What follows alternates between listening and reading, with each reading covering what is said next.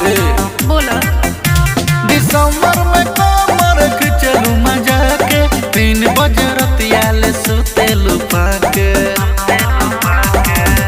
होते सबेर धरे जोर में दर्द दर्द। अरे सुनी ना बोला बड़ी लागत भोर में सरद हो सरद जातलो ना कोरे में मरद बड़ी लागत भोर में सरद हो सरद जातलो ना कोरे में मरद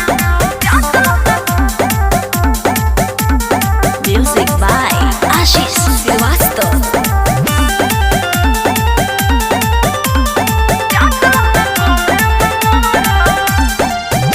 तू बड़ी तरह सवले बैठो अच्छा पियावा के पाला में हनु आगे न सुनो गवले बैठो चैली नु खाला में हाँ हाँ यो तो राती में घूर परी हो न छाती से दूर करी हो सुना गतर तोरे डाबोरे बटोरे देना सहद सहद। सुनी ना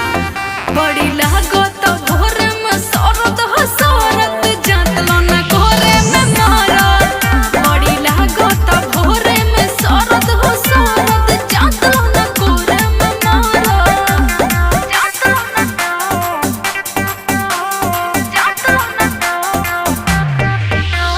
जातलो ना कोरे में मरद।